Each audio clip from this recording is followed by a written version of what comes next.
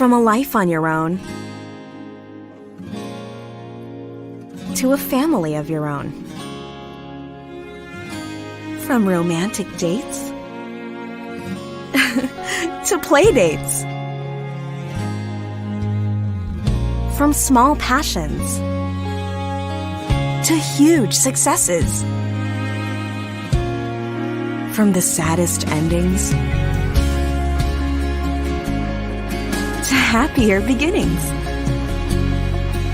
From walking her to school to walking her down the aisle.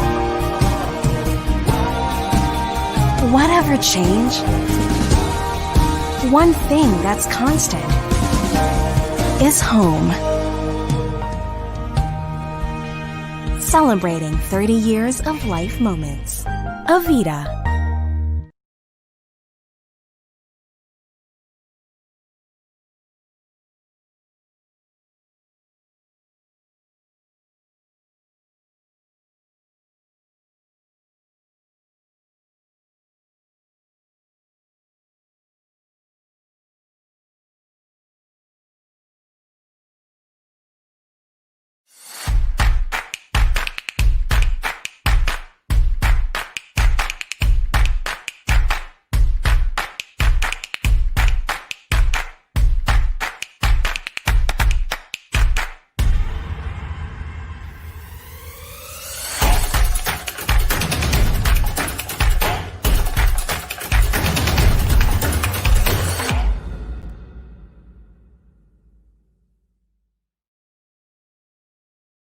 The pandemic has seen the adoption of remote work, the closing of businesses, and ultimately people starting to leave the city in order to live in provinces or the suburbs.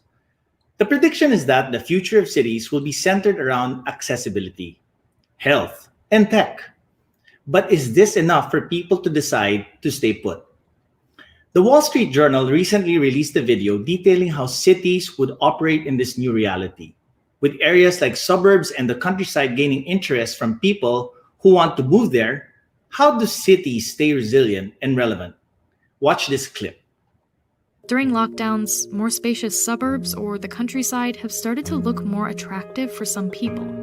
But cities have proven resilient in the past. I feel like that's kind of a dream that a lot of urban residents have, which when actually realized isn't as fulfilling as the kind of diversity and craziness you get of bumping into people in a dense city. Life in cities probably won't return to exactly how it was before the pandemic. My journey in this city shows a future that could be a lot more digitally integrated, cleaner, and less crowded than before. I don't know about you guys, I'm more of a city guy, but I love nature. But to help us answer the hot take question of the day, we bring in our guests who are helping us make sense of what the future holds and whether or not we are here to stay or should we go. First up, we have a last name synonymous to urban planning. Please welcome Senior Advisor to Palafox Associates and an economist, Carmi Palafox. Welcome to the show, Carmi. Hi, Stephen. Thank you. Live from Australia. Next, we have the Associate Director for Residential Services at Colliers International Philippines, Ms. Gigi Limguangco. Hi, Gigi. Good afternoon. Hi, Stephen. Next up, we have the Chairman of Build, Build, Build, the initiative, Ms. Ana Lamentillo. Hi, thank you for having me. Yeah, okay. Ana is, of course, in a very public area, so, hope you keep safe there. And of course, our business unit head for Avida Land Corporation, Mr. Ed Del Valle. Welcome to the show, Ed. Hi, thank you, Stephen. Hi, everyone. All right. So today's an exciting show. I mean, we have a star-studded lineup of guests, and we have the rose among the thorns in the person of Ed. But we will make sense of the discussion of where to live post-pandemic. So to answer the hot take question of the day, we want to ask everybody, including our panelists, where would you rather live post-pandemic? City central or outside the city? So please key in your answers. And I'd like to invite our panelists, of course, to flash their answers on screen. Are you guys city lovers or nature lovers outside the city? Go ahead. Flash your answers. Now? Right. Okay.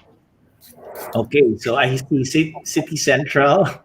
City Central for Ed, and neither for Anna. Okay, so we're gonna talk about why you guys prefer to stay in the city and why Anna prefers to stay somewhere else, maybe not in the city and not in the countryside. Okay, so just to give our audiences a better perspective, we are trying to create a discussion with the 360 approach. So we have a developer, we have an urban planner, we have a researcher, and we have also somebody from the government who can shed light on what the future holds for Hope Living. Don't forget to key in your questions in the comment sections because we will be answering them towards the end of the program. Okay? At this point, we would like to dive deep into the whole thing and in a segment we call the slant. So, guys, why do you guys prefer to live in the city? Let's start with our guest from Australia, Carmi, who got stuck in Australia. Why do you prefer to live in the city? Well, first, let me define city central. So I would define that as within a 10-kilometer radius from the city center, the CBD, or within 30 minutes walking, cycling, or by public transport. Like you, Stephen, I'm also a city person. When I'm in the Philippines, I live in the center of Makati. Right now, I'm in Sydney, so I'm in about 7 kilometers from the CBD. And, really, the city attracts key talent. It's really where you have the diversity of choices in terms of job opportunities, in terms of where we feel the most arts and culture within accessible reach. And I guess unique as well to Philippine cities. Unfortunately, that's where we put most, if not all, of our key services, such as the best healthcare, the best schools as well, access to airport, access to key transport and whatnot. So, although it's quite scary to be in the city center and things are different right now, I think post-pandemic it will still be leaning towards city center. Okay. Gigi, you want to give us a short crack also at why you want to live in the city? It's very similar to what Carmi said. In the city, you have everything. Like, I'm also very used to living in the city. When I wake up, I go down. If I need to eat, the restaurants are just around. The office is just walking distance. If you need to meet people, friends, used to be before the pandemic, definitely this is something that's very doable for everyone. You want to stroll for leisure, want to watch a movie, everything that we can find in the city. So that's Okay. All right. Ed, what do you think? Well, I think my answer is going to be similar to Gigi and Carmi, largely because I want to feel young. I want to be like them. No, actually, it's a very personal answer because just recently, as recent as December 31st, I became actually a survivor of a near fatal heart attack. So oh wow! I have to be close. I have to be close to the hospital. Of course, it's always my dream to retire in a farm in setting in my home province. But I think one of the main consideration is like largely still medically underserved. So, for one, and I'm still working, and I still need to be online most of the time. So I have all the things that I need in the city. In the city. Okay, I'm now curious why Anna said neither. Anna, where would you rather live if neither the city or outside the city? Well, to be honest, I've always lived inside the city, but for a very brief moment, I studied in Los Baños, so I get to see what life is outside the city. But now, because of build, one of our goals is to connect all the key areas, not just in Metro Manila, but also in Luzon, Visayas, and Mindanao, and increase connectivity. So I feel that when the build construction is over, then cities would have, or provinces outside of Metro Manila will have better access to healthcare, trade, and the business. I mean, we're doing the Luzon Spine Expressway network. So from 385 kilometers, we plan to expand it to about 1,000 kilometers. So that's Mm. triple the size of the current high standard highway network.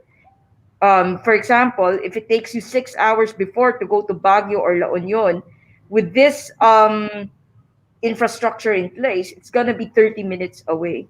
So there's a lot of new and exciting developments outside of Metro Manila that I think post pandemic will also be very interesting for our citizens.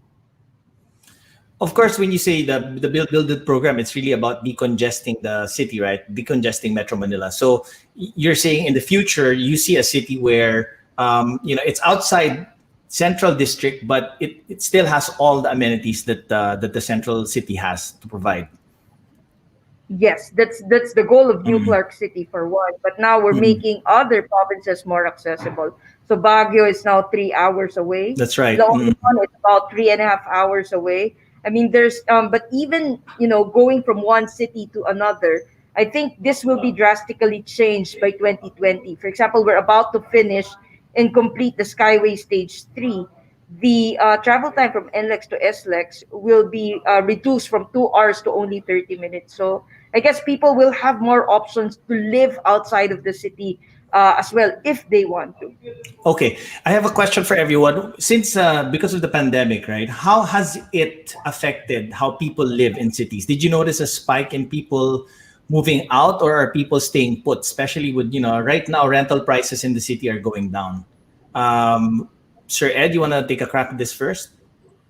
Okay. Well, I have a first-hand experience actually right now in the movement because I'm president of one of the Beta Towers project, Beta Towers, and we've seen a drop in the residents actually and tenants. But we maintain the foreign tenants. We still have Mm-hmm. them largely, and it was during the ECQ actually that people started to move, and I think they just moved out primarily because there was no work, no school. But right now we're starting to see a lot of them coming back, and they're Okay. starting to move back in again because they're using the condominiums as a transient home. They want to Mm. be closer. While they have houses outside of Metro Manila, they use these condominiums as secondary homes Mm. for their children to be closer to school and for working moms and dads closer to Mm. work and be with their kids during weekdays. So Okay, that's so basically basically what saying, happened during the ECQ. yeah, so you're saying it's a temporary trend right now, just because of the I ECQ. But people are moving out. But there was a trend of people moving out of the city. Yes, but recently I just checked over the weekend. I went to Mm. the condominium and I checked the number of people moving back in, um, and we're seeing bigger numbers moving back in to the city. Mhm. So I guess people are more confident now.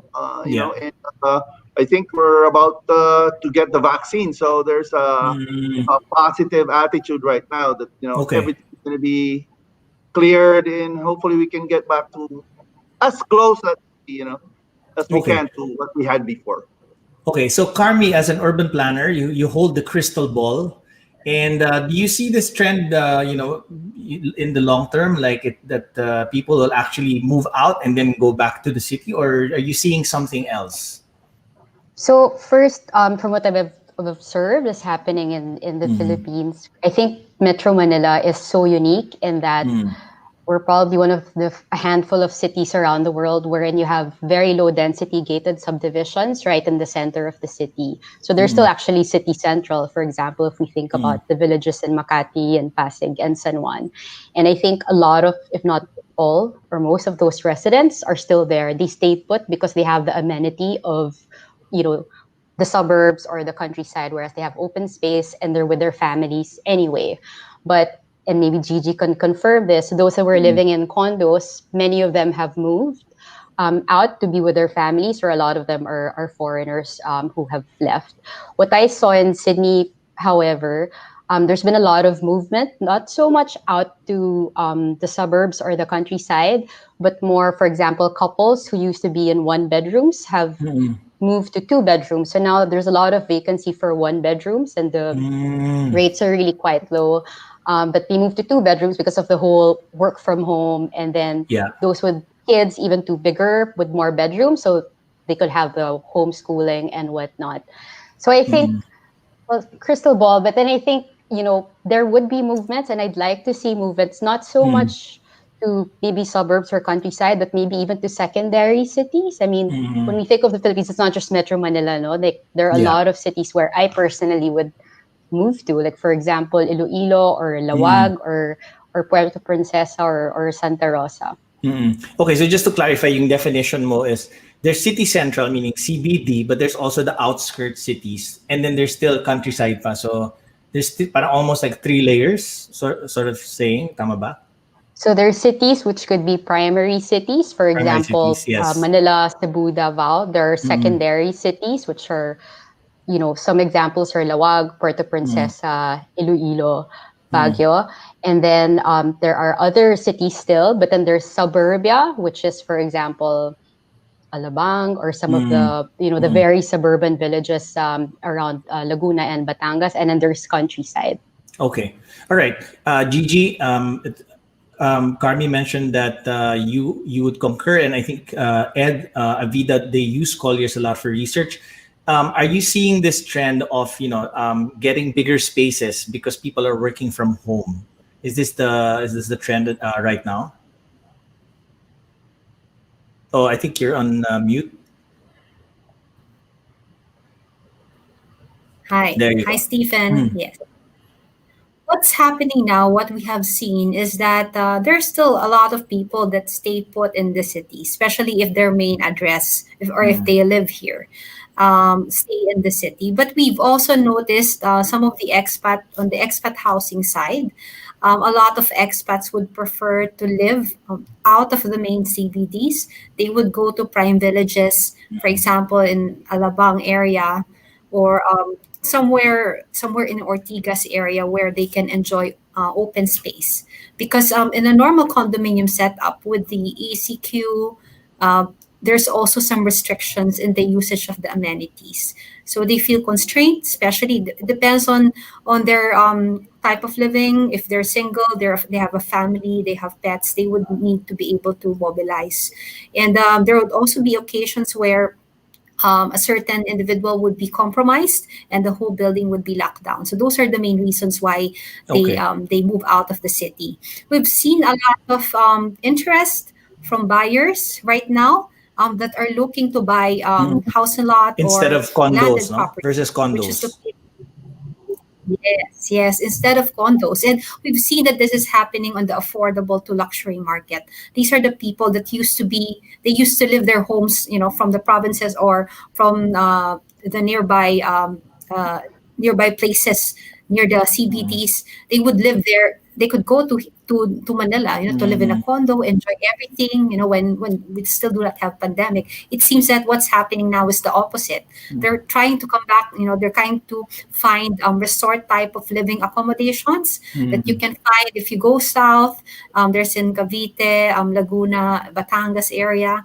They can enjoy a beach. They can have more normal life. That's, and then knowing that also the pandemic may be here to stay, not only next year or maybe in a few years. They feel that instead of spending their travel expense or putting that aside, they would just invest in these type of accommodations. So there was an uptick in that market. Also going to the north, there are a lot of people that are trying to move to the north. Yeah, because a lot of people are telling me, like even friends are saying, the amount of money that I'm paying for a condominium, I can now rent a house with even like a big lawn where I can move around. So I think that's now the trend that I'm seeing.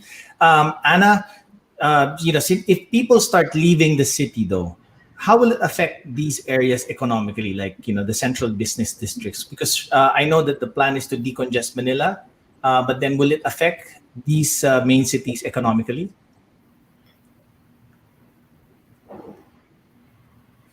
I think you're on mute. There. Anna, can you hear me? Oh, hi, Yeah. Steven. So sorry about that. There's quite a lot lag in the in my Yeah. video. No worries. Yeah. So if people start leaving the city, how will it affect these areas economically, like the main cities? I think, to be honest, it's not going to be a problem. I mean, the Mm, goal from the onset was to decongest Metro Manila by mm, making provinces more accessible to the people living in Metro Manila. Now that I mean, traffic at one point cost us 3.5 billion a day, and that's just for Metro Manila alone. And mm, by making, the way of doing business more efficient in Metro Manila, I think the business opportunity will also expand, and the Philippines will also. I think that my prediction is that the moment we actually increase business activity outside of Metro Manila, there will be an mm, increase in GDP, and I think mm, mm. that there will be economic growth, not just centered in key areas, but around Yeah. the entire Philippines.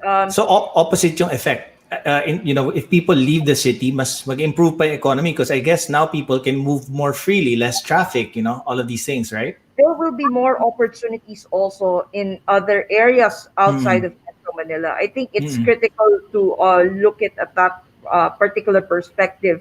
Um, that's my take on it. I mean, for the longest time, people had no choice but to stay in Metro Manila because traffic is hindering them from moving elsewhere.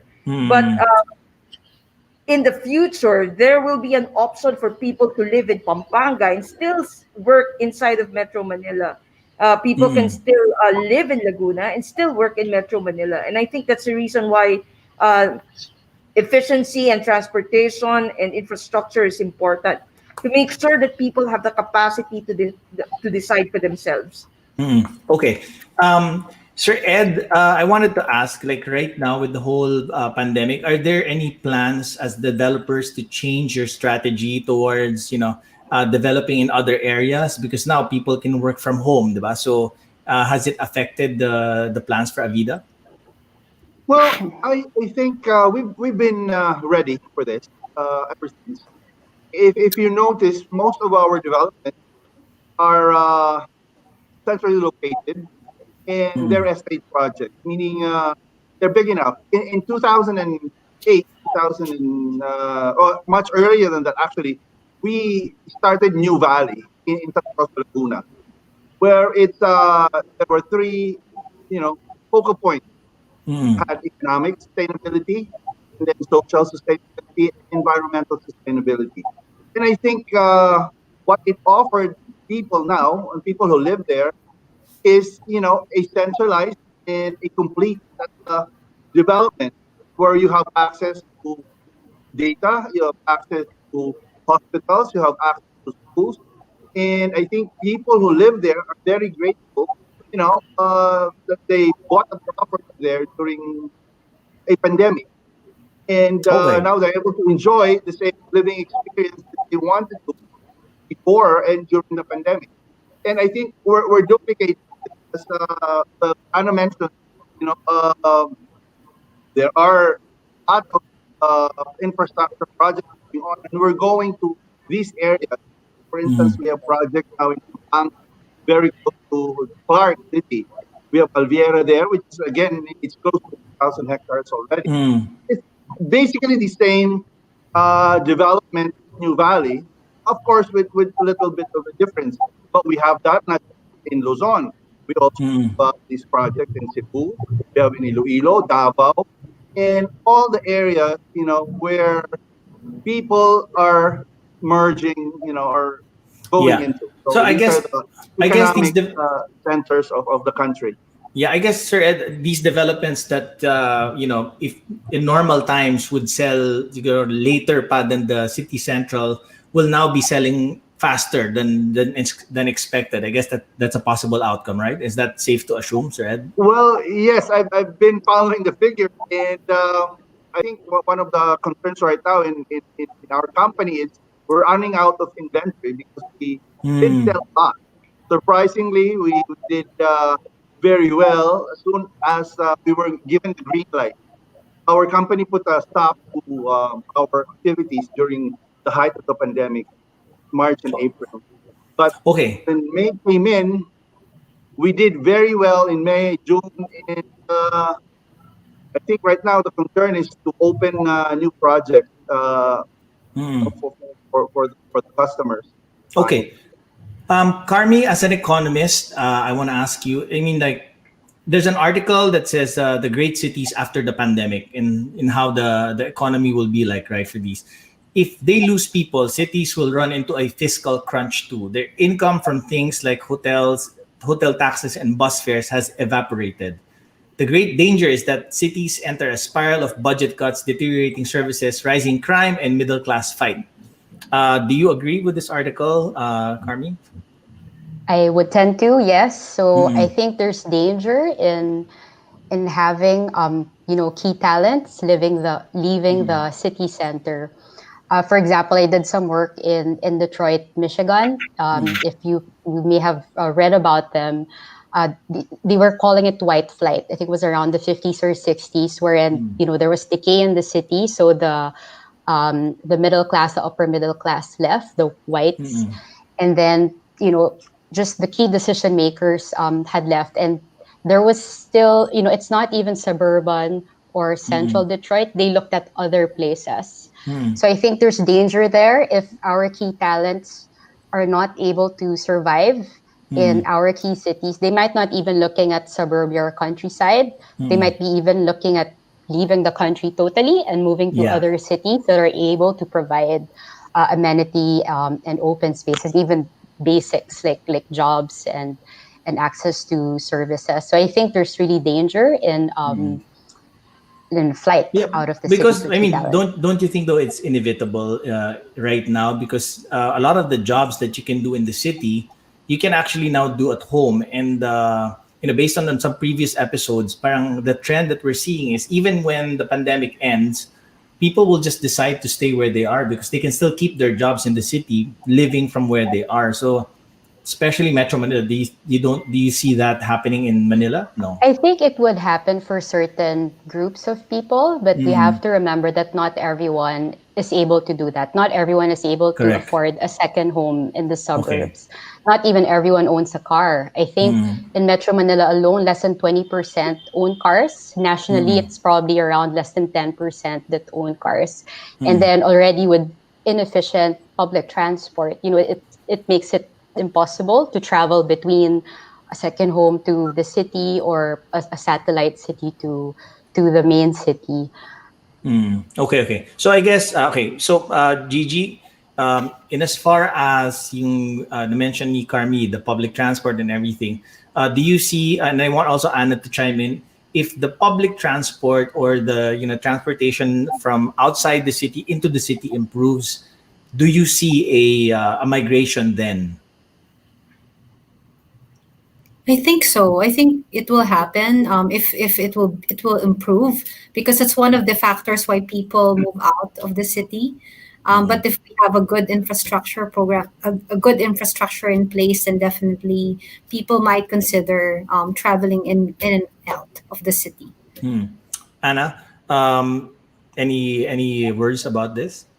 I'd like to be more specific. So for Mm, now, it's a little unimaginable because it's not yet in place. But for correct. example, when Skyway Stage 3 is completed, Mm, um, the usual Quezon City trip to Laguna would take about 2 hours, 2.5 mm, maximum. But when this infrastructure is completed, you can travel from Quezon City all the way to Laguna and be there in 40 minutes. mm. I think that's Yeah. the and I think if you look at the entire infrastructure network that we are already constructing and we are partially opening, then I think Mm, you'd see the beauty that of an efficient master plan. I agree with Carmi. I think there's a huge role that transportation plays. And for the longest time, we haven't been investing in infrastructure and transportation. And I think at this particular moment, the moment people invest in transportation and infrastructure, they actually afford their citizens more options on where they want to live in the future. mm. Tama, Um, tama.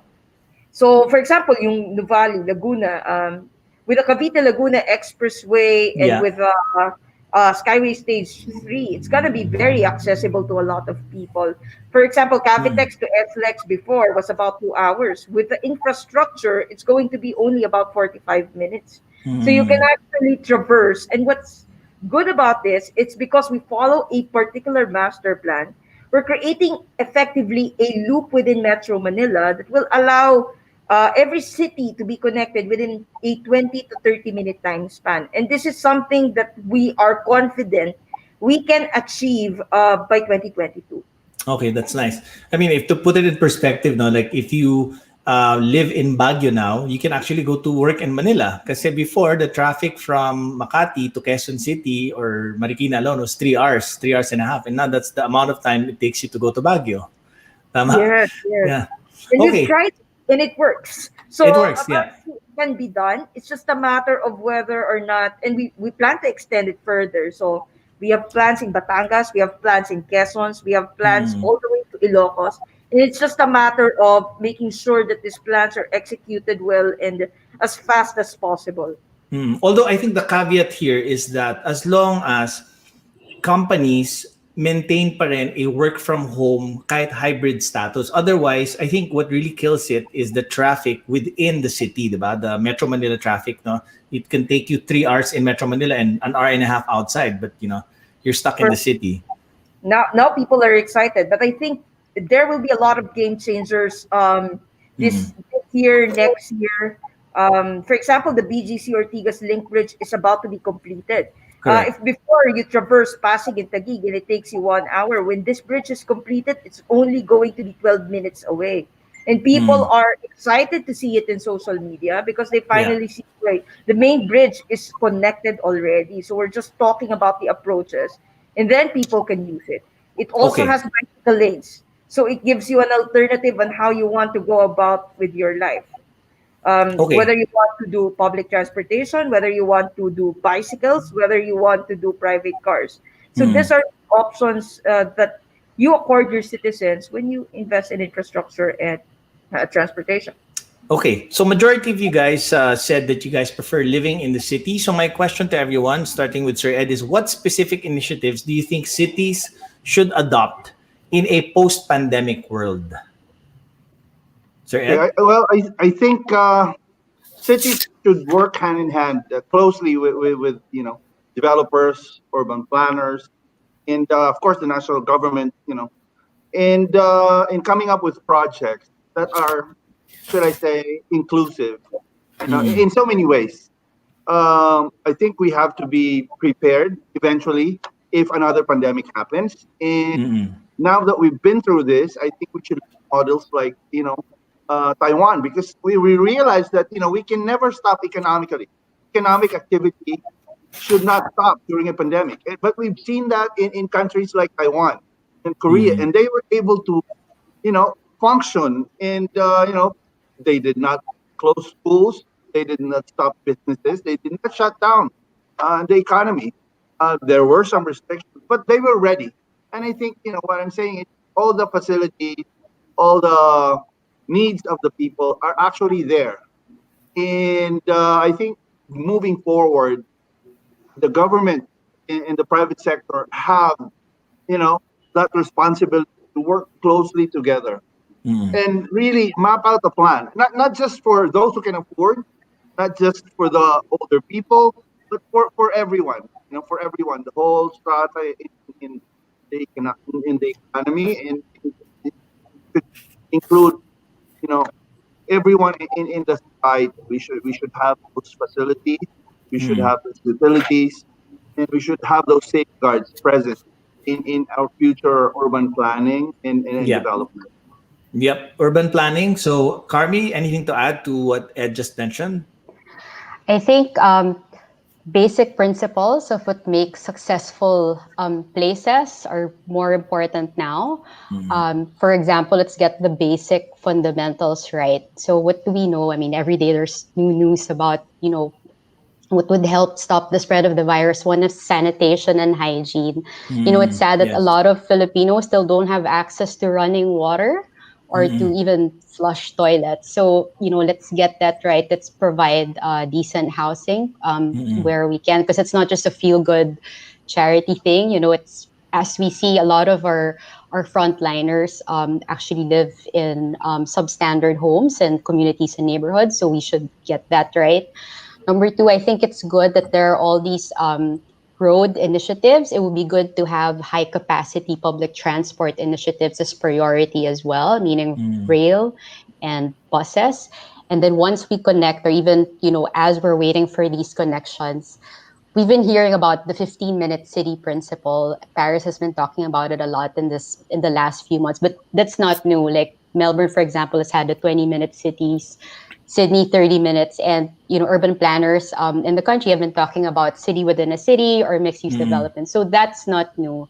So what let's look at the polycentric city. Let's not be over dependent on these traditional CBDs. Let's equip the secondary cities or these satellite centers with their own amenities in terms of hospitals, in terms of schools, in terms of internet, especially.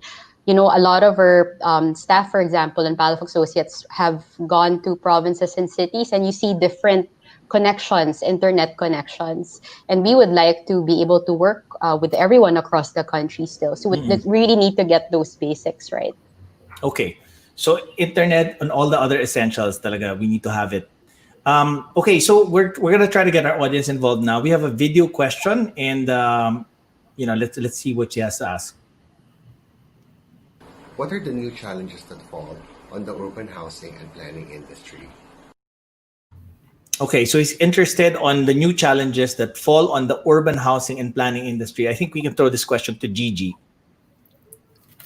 More for Carmi, but yeah, what I see that's happening now is I think we still need to fix on infrastructure and how to utilize the spaces that we have. I think the government should be collaborating well with the private sector, with the developers, into making sure that certain redesigns are made in the homes, in the condominiums, and outside also. Availability of greens, those are the ones that are missing right now.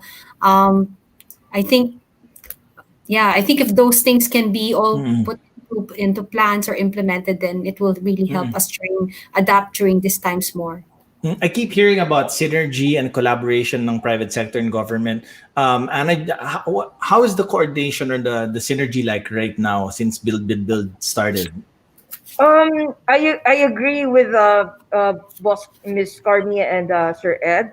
I think that the solution in traffic and infrastructure, in economics, is really multi-pronged and multi-sectoral. In other words, we really need the help of everyone. The government cannot solve it alone. I mean, that's clear to me. It's impossible to solve traffic. It's impossible to solve the pandemic without the help of everyone. I don't think the government can do it alone, and we need the help and support of everyone if we want to, eventually get past this as a country and as a nation. Even the BBB is collaborative at that. For example, with Ayala, we're doing MCX. We're doing Cavite Laguna Expressway with MVP Group. We're doing the Highway Stage 3 with San Miguel Group, TPLEX also. So there's a lot of synergy between the government and the private sector already. In fact, there are also initiatives, even post-pandemic, wherein private groups have decided to come in and help. There's Razon, there's Villar, there's Ayala, there's MVP. So I think we're in that mode already. And I'm glad that people think that shared spaces are critical as well. Yes. I mean, we've been pushing this in DPWH. TechMark has been adamant to include more pedestrian infrastructure projects and in the overall plan. In fact, the first expressway with bicycle lanes have been completed. This is the Laguna Lake Expressway. But we'll be doing more bicycle infrastructure projects, not just in Metro Manila, but also in the provinces. So we have one in Boracay. We're doing already one in Cagayan de Oro. There's another one in Antique. So there's a lot of infrastructure projects that people can be excited about because we want to give them the option of whatever Yeah. transportation mode they want to take eventually. Tama. I mean, at the end of the day, you decide where to live based on the livability. So providing all of this, we can give, the people more options, and it's really about, their choice na lang, na preference. You guys will be surprised at the results of our poll. You guys are all city dwellers, but the results have come out, and 60% prefer to live outside of the city. So very interesting, because I guess right now, because of the pandemic, people are appreciating the value of life outside of a box. No, any insights as to why you think we have a bigger percentage of people who want to live outside of the city? Sir Ed, do you wanna add anything to this? Why do you think people now prefer to live outside of the city, aside from the things that you mentioned already? Well, I think it's a natural reaction. Mm. I too did think of leaving Metro Manila Mm. as soon as the pandemic, although I could not. So I think it's a natural reaction for people to really, think of moving outside. And of course, for the safety, for your personal safety, and more importantly, for the safety of your family. And Mm. largely, we're still freedom-loving people, so we want to do things that we've been used to doing, and we do not want restrictions. We do not want to be restricted to houses much, to our rooms and kitchens. Mm. So it's just an initial reaction of people right now to be looking outside in. But again, it's a preference, and that's basically why you have choices. Right now, there are actually developments that allow you to move outside of the Mm. city and still enjoy, able to work, commute. And I think as soon as what Anna's been saying all along, as soon as all the infrastructure are, completed and improved, and I think people will be actually Mm. spreading. And I think the forecast actually for Metro Manila was it's going to be a megapolis, much more like a Tokyo type city, wherein Mm. the city won't be bordered in Montalban or Hindi na lang Bacolod. hanggang hindi na Yeah, lang it's hanggang going to Quezon include City, Bulacan, no? Pampanga, and Mm. Batangas. So it's going to be a Yeah. megapolis. So I think, as I said, if I go by demographics, 30% of our population are still, under 30. I think Okay. most young people, the millennials, still prefer to live in a city. We've seen a spike actually the last few years before the pandemic. Mm. We've seen a spike in young people buying condominiums in the city center, which was good Mm. because instead of buying cars as their first investment, they bought condominiums. And largely, because of the offerings of like Grab and other services, transportation services, prefer to buy a condominium Mhm. and commute to work. So I think Okay. it's a natural reaction. But I think Okay, so eventually, I guess, just so that we can infer more, we're gonna pull up another poll for everybody, and we're asking the question: what's your priority now in determining where you live, where you want to live? So you just have to choose one. So either it's surrounded by nature, modern tech amenities, it's near the essentials, it's near your work, or near the essentials, or the price, affordability, rent, and value for money. Okay, now that we know the how, the what, we shift towards new factors and priorities that people consider in ultimately affecting how they will live in these areas. So the question is, what are the new factors and priorities that go into a person's decision whether or not to live in a city or outside the city? So, Gigi, what are the factors that people are considering now, specifically? Specifically, people consider, of course, the most important would be the convenience and accessibility. But added to that, most importantly is the safety and protection from the COVID-19. That's most primary. If you're living in the city, definitely you have to choose a place where you have enough space. Right now, most of the people are doing work from home, so you have to have an allotted space for that. If you have a family and you need a space for the school, for the classroom of your children, then you have to have a space for that. And if you're planning to live outside of the city, it's also good to stay in an area where there's an integrated community or like a township development. When if there's a lockdown, everything is accessible.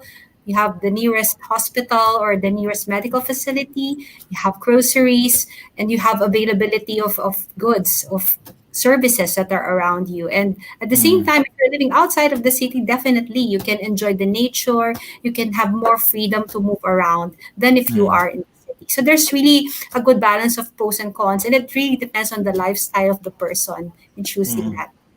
Hirap mag-decide, no? I mean, like, tama yung na-mention mo na before people weren't considering the space for where the kids would study because the kids didn't study at home, no?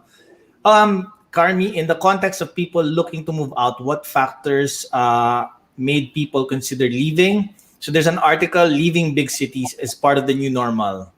Let's pull that article up.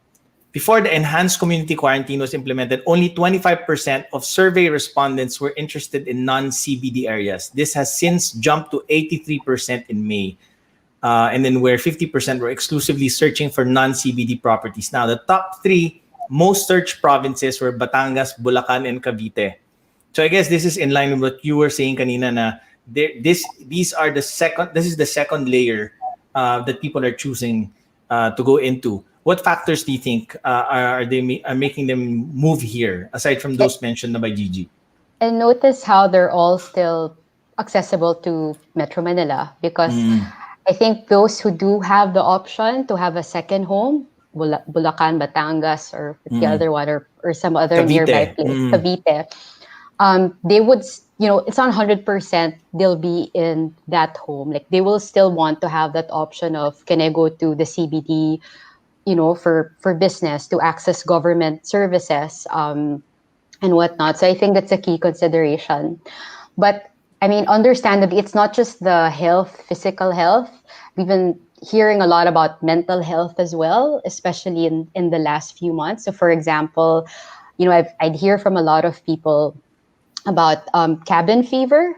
So I think that's really a consideration. And unfortunately, a lot of places in major cities, not just in the Philippines, but around the world, really lack that access to open space. So I think that's something that we could address already, like really identify maybe at the community, barangay level, like what are open spaces that we can open up so that, it's easy for people to access within 5 kilometers of their homes. Just that space to breathe and to think and whatnot. I think another aspect as well is I think people have more time in their hands now. And, what they used to spend, 2 to 3 hours in traffic for some people. Now they have that extra time. So I think people are considering, maybe with that extra time, I can like plant a little urban farm in my backyard or get into other recreation and leisure activities that I can do in the suburb or in the countryside. I think that space really to walk around and get some exercise is important because I think a lot more people now are getting more sick being stuck in their homes, no? Okay. As an example, sorry, because ahead. I'm in Sydney right now, and we also went through really strict lockdown for a few weeks. But I think it was really good for me to just have, I was calling it sanity walks, because within 10 minutes from most homes, you have access to open space. So that's something that we can consider. Maybe not everyone has to leave our cities, but how can we provide amenities like fresh air, open space, more greenery in our cities? Tama. Okay. We're gonna get another video question, and this one is from. Can you bring up our video question, guys? In terms of infrastructure and housing, what is your prediction of Metro Manila in the next 5 years? Ayan, this sounds like a build question. Anna, what is your prediction of Metro Manila in the next 5 years? I'll ask everybody rin, but let's start with Anna. Well, there's a lot of exciting projects. The first subway, I think, by the time will be already completed. The infrastructure network will already be in place. For example, most of the EDSA decongestion program projects will be completed by 2022. So we're very excited about that. So, I mean, we've been talking about the time spent at homes. Pre-pandemic, there was a big problem on how many hours we're spending on the road. And I think when we make the transportation network more efficient, people will have more time to be with their families, to do more work, to do economic activity or whatever activity they prefer in the future. So there's a lot of rail, there's a lot of ports, there's a lot of airports that will be built in the next few years. I Mm. think Metro Manila traffic will never be the same again. If you ask me, I think there will be a lot of changes. We're just asking for more patience because infrastructure takes time to construct. But once Yeah. this is completed, we're very confident that it will meet its target because infrastructure projects that have been completed, like the Harbor Link, which connected Quezon City to port area in Manila, I think is very effective in decongesting trucks away from the expressway. So, for Mm. example, 70% of the trucks in Metro Manila pass by Harbor Link, and now you actually solve the bottleneck wherein you know trucks are only able to travel during a window hour time. And so we built an expressway that trucks can access 24/7, thereby solving two things: trade and traffic. I share your optimism, Anna. So 2022, no more traffic. Tama ba? I'm taking down the Traffic, notes eh. traffic is mitigated. Mitigated. Okay, okay. By again, let's talk again in 2022. But I hope that Sige. you're going to give me a very good feedback as to how your travel time has been drastically reduced. Because Sige, people sige. now in the north has been telling us that it has been more efficient with the completion of the Tarlac Pangasinan La Union Expressway. Yeah, I mean, yeah. people have been giving us good feedback. When Yes, Cagayan for de sure. Oro Mm. Coastal Road was completed, people said that it made their travel more efficient. And I think Mm. you'd see more completions in the next few years. Yeah, definitely. I have to commend the North travel has really improved so much. I mean, 3.5 to Baguio, that's amazing. Um, Carmi, what do you see in the next 5 years in your crystal ball for the For Metro Philippines? For Manila, Metro Manila, for the Metro Philippines. Manila, Metro Manila, Metro Manila. Sorry. I'm pretty excited about having more opportunities in other places. But you hear a lot of people saying, "Oh, Imperial Manila." So not really a prediction, but I guess a hope and want that we'll have a better balance of having, the key amenities of stable internet, good healthcare system, education facilities, not just in the key cities, but really in the secondary cities that I mentioned in other urban areas. Another one, maybe a prediction as well, is that we'll really address the basics that I mentioned. It's I think it was the 19th century epidemic in Europe, wherein I think it was the cholera. And from then on, that's when urban planners decided to address slums and improving public housing in terms of improving Mm. ventilation and access to water and really just improving the situation in slums. So I think that's Mm. something that we should address. So and really just balancing out so that we address overcrowding in certain areas in our city so that people who live there have the option to practice social distancing, have the option to practice hygiene and better Mm. sanitation practices. Okay. All right. Now I think we're gonna pull in some questions now from our audience. So let's start off with a question from Camila Benipayo. In choosing a location, which is better in your opinion, city living or a condo or suburban living in a house and lot property? Okay, so this is a toss up answer. Gigi, you want to answer that? He's asking Hi. for advice. Mm. Yeah, hi Camilla. Regarding in choosing a location, I think it would be good to consider first what are your priorities. Definitely, if you choose a city, you will have accessibility to everything. But definitely, in terms of the property prices, it will be higher depending on which location you are getting the property. But there are also a lot of upsides there because you can be close to your office, can be close to the schools, can be close to all the establishments, medical facilities, and all. If you're choosing and if you're living in a house or a house and lot property, best to choose an area that has a mixed use of development, wherein everything is close by as well, so that if in case there's a lockdown, then you can just easily walk you can easily avail of the essentials around you. Okay. Question here from Angelica Ilores. What are the initiatives for those who don't have the option to move out of the city, primarily due to financial constraints? Sir Ed, you want to answer that? The options for, I'm sorry, for people who Yeah. cannot. Yeah. Go ahead. Okay, well, I guess what you have to do is, if you cannot afford to move out of the city, it's make some improvements on your house, on your home. And I think there are a lot of designs that you can adopt. And I think what's more important is to be able to provide livable spaces for your children and the surroundings. Right now prices are very expensive in the city. But as I said, there are things that you can be creative. In making your house safe.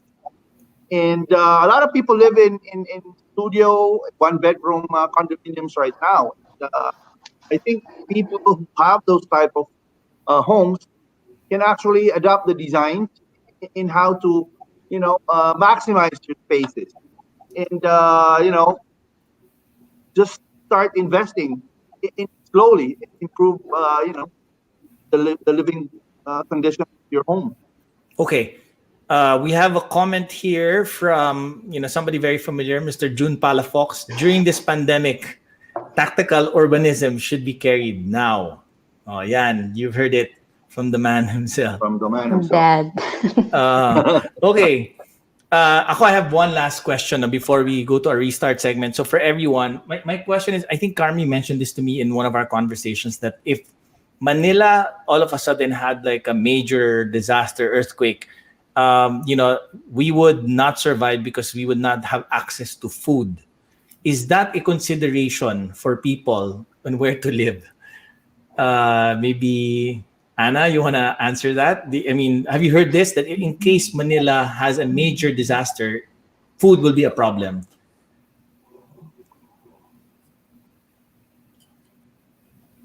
I think Anna, you're on mute. Yeah, go ahead. Apologies about that. I think this is correct. But I think we've solved this by making a good infrastructure network towards the farm. So now, problem of food is the problem of a disconnect between the source and its consumers have been mitigated. In fact, during the pandemic, there has been no shortage of food, and I think it's because there's a convergence program that we're doing with the Department of Agriculture, DTI, and DPWH to make sure that food and trade is connected. And again, I go back to the fact that the solution is always multi-pronged and multi-sectoral. And I think this is one of them. We've been consulting with farmers. We've been consulting with the local constituents to make sure that this is also improved during the next few years. Okay, that's good to know. Carmi, ayan. So I guess, does that satisfy your fears and doubts about the food supply in Manila? Because this is really important for people deciding where to live. I think it's linked to your earlier question, like what are new factors that people would probably consider. For example, in the last few months, I've had friends and random people ask me, where would I move if I wanted to leave Metro Manila? And I would say places like Lawag, Angeles, or inside Central Clark in Pampanga, or Puerto Princesa or Iloilo. And it's really, one of them is access to food, so that to be sure, World War Z scenario, I'll still be able to feed myself and my family. But also these places, they're quite accessible. They have airports, they have good leadership. But also you have still that vibrance that you would have in a major city. And you still have that agglomeration, or that getting together of people, of business, of ideas, of opportunities. Okay. Prepper ka rin pala, Carmi. Prepper ka. Okay, we're gonna pull up the results of the second poll, and we were asking the question, "What is your priority as to where you want to live?" And the results are: do we have the results already? Okay, so 15% say near nature, 11% say modern or technical amenities, 66% say near essentials and work. Okay, so I guess this is really ano pa rin, city nga, no? And the last is affordability. So just basing on this, no, it's safe to infer. I don't know if you guys agree with my inference na that's why yung sinasabi ni Carmi na it's still outside the city but still near enough to the city for you to go to work. Parang ganun yung nagiging conclusion dyan. No? Do you guys all agree that this is the hypothesis based on this poll? Ed? Yeah, exactly. And I think looking at that, people are not concerned about affordability, but they want to be in the nearby areas, suburban areas. And I think that's a very good indication. Yeah, I guess it's also it's nearby. It's near the farms. It's also near the place where you work. So parang you're really in the middle of it all. It's still convenient, like Gigi said. People prefer convenience, but they also want to have freedom. They also want to enjoy, the open spaces. Okay. And I think fear from the pandemic as well. Yeah. In terms of cost of living, is it safe to say? I don't know who can answer this now. Is it safe to say that the cost of living in these outer areas, are lower compared to the city central? Like if you're talking about cities like Cavite, Batangas, the cost of living should be lower, right? Gigi, would you know the answer to this, or anybody in the group? It's most likely that it is lower because in the main CBDs, prices are really high. I mean, if you go to, for example, Greenbelt, or if you go to the shopping centers and the restaurants, they're really charging high because of the cost of the commercial establishments are also high. But if you move out where you have where you spend your certain budget for the week, for example, in outside of the city, definitely you can save more and you can definitely make use of that resources more. Okay. All right. At this point, we are about to end our program, and we are bringing you to a segment we call Restart. So in Restart, we give each of our panelists 2 minutes to recap what advice they can give our audiences. And today, we're actually trying to find out how they can restart their home living. So I guess we can start with Anna from Build to give us some of her ideas. I think it's always a matter of preference. At the end, the government wants to afford you more options on where you want to live post-pandemic. There will be a lot of changes as far as infrastructure is concerned in the next few years. And I think this will drastically change the way we do life within Metro Manila, outside of Metro Manila, in Luzon, Visayas, and Mindanao. I think there will be a lot of infrastructure to make sure that services are more available in other areas other than Metro Manila. And I think this can be a good, a good direction so that people would have more options in the future. So that's Okay. it. So more preference brought about by the government, and of course, optimism for change. Next up, let's have Gigi from Colliers. From us, I think the three key takeaways would be again, accessibility, health, and safety are very important in choosing the place where you will live, whether you will live in the city or you will live outside of the city. And if you're buying a condo, please make sure to buy condos that are adaptable with the work from home setup. And it would be good to buy a property in a well-managed building and preferably located in a township or in an integrated community. And I guess lastly, if you're buying right now, it's a good time to take advantage of the highly discounted prices of some of the condominiums and good payment terms that are also being offered by the developers on the pre-selling side. I believe that every crisis there's an opportunity, and it's good to catch that now. Definitely the battle cry of the show. So accessibility, health and safety, adaptability to work from home, and of course, take advantage right now. Next up, we have Carmi. What is your restart ideas?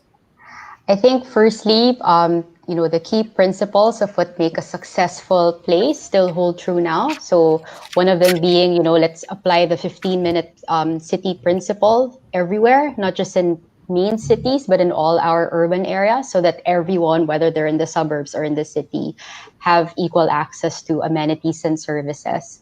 Second, I agree with Anna's point earlier. National government can't do it alone. I think there's opportunity for private sector, for developers, for citizens, for local leaders as well.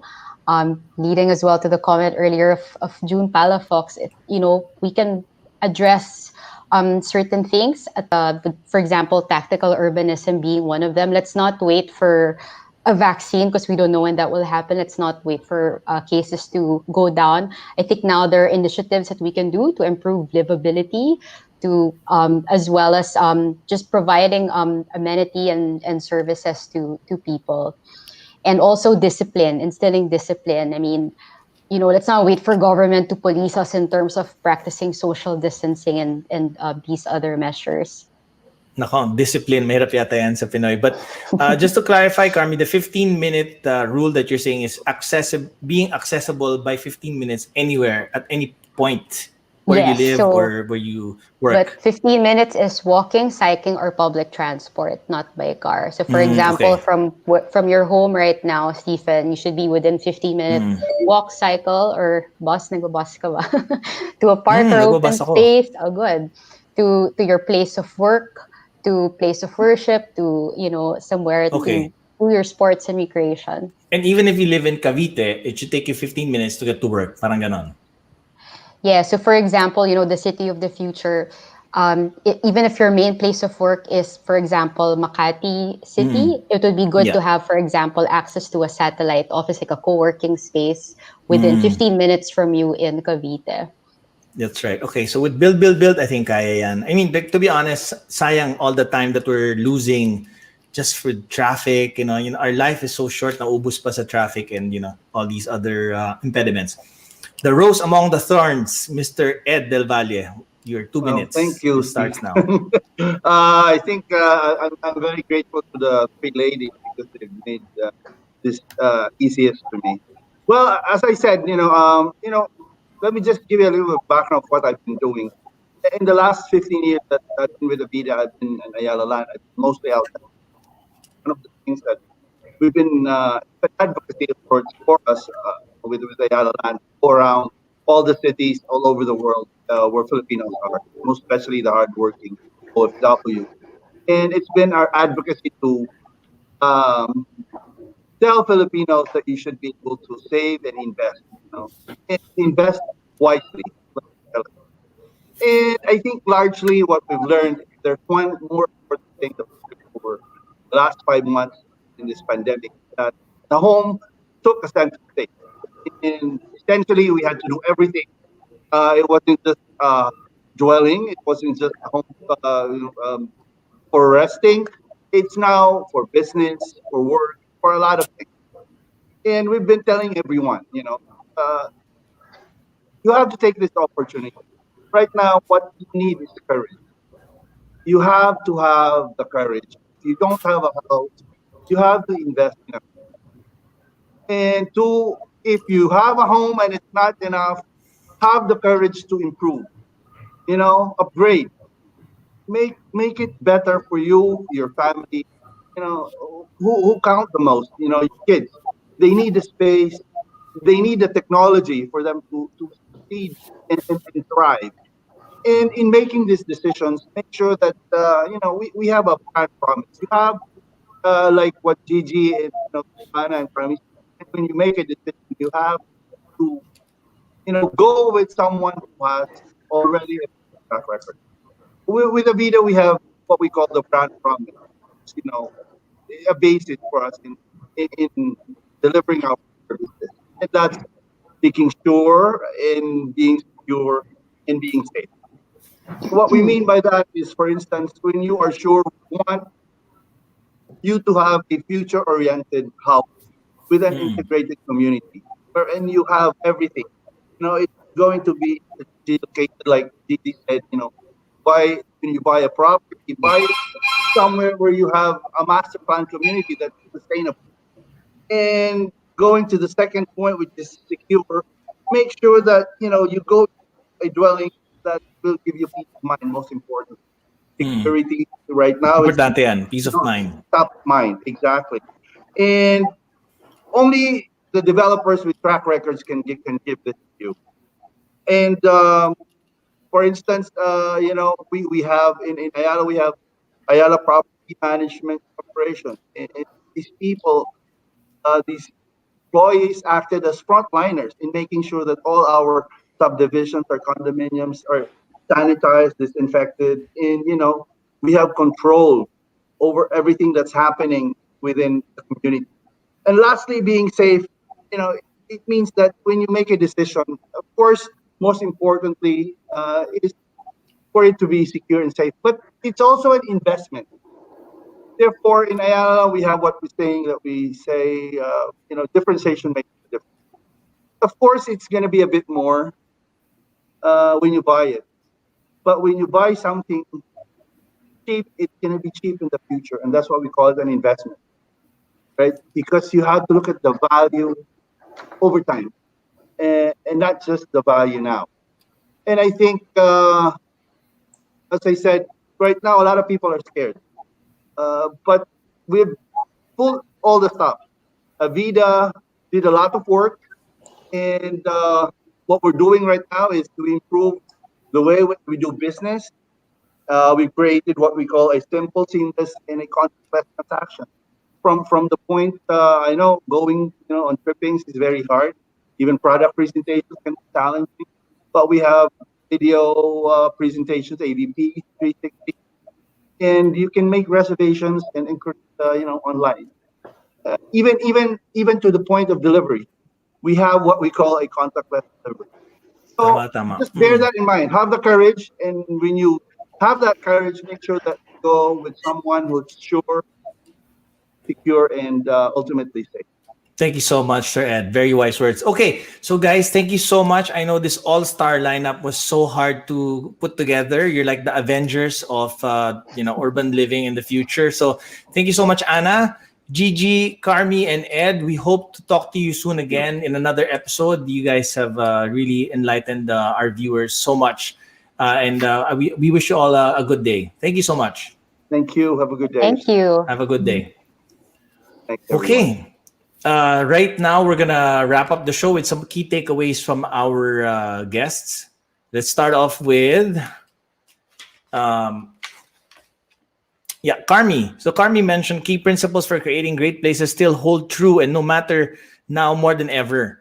So, importante na we apply the 15-minute city principle everywhere. So, accessible by 15 minutes. Density is not the main problem. It's the overcrowding along with the imbalance of access to housing, jobs, reliable internet, transport and mobility, and social infrastructure. The private sector and local leaders can take the lead in redesigning and retrofitting our homes, developments, and communities starting right now. Gigi says accessibility, health, and safety are important to where you're going to live. You have to buy condos that are adaptable to work from home setup. Especially now, meron na tayong mga homeschooling, no? And if you're buying, take advantage of the big discounts now. Good payment terms being offered in the market. And then Anna mentions that it's an exciting time for infrastructure because in the next 5 years, hopefully we can mitigate traffic and decongest the city. And the solutions are multi-sectoral and multi-pronged. Good coordination between private sector and public initiatives alongside producers is required to restart. And finally, Ed says, of course, we need to have courage. We have to have courage right now. That it's counterintuitive, but now is the time to invest. And if you're going to invest in, of course, a trustworthy brand, customer-centric developer. You have to make sure that your place is secure, guaranteed peace of mind. Because of course, this is a sound investment for the future. And of course, the location or the home where you're choosing to live should be future-proof. Okay, so with that, thank you so much for joining us today. We'd like to invite everybody to come and join our community via the official Restart Facebook groups, which feature all tracks business, wellness, and creatives. get access to exclusive content such as Ask Me Anything from our panelists, community webinars, and workshops. We'd like to thank Avida for being our presenter for today's episode. We realized that during the pandemic, the quality of life and home living are important and often taken for granted. The choices we make are guided by our new priorities. But whether you live in a city or outside, what's important is that your house feels like a home. As always, in times of crisis, it's not game over. It's time to restart.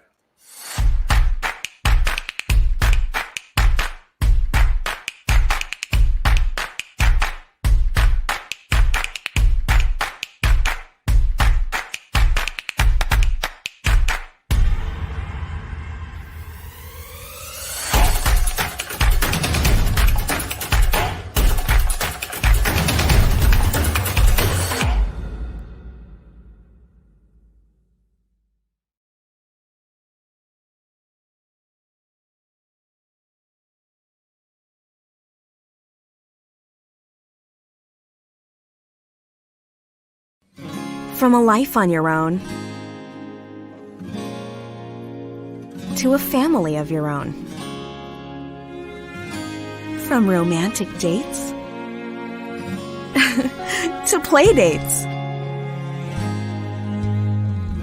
From small passions to huge successes. From the saddest endings to happier beginnings. From walking her to school to walking her down the aisle. Whatever change, one thing that's constant is home. Celebrating 30 years of life moments. Avida.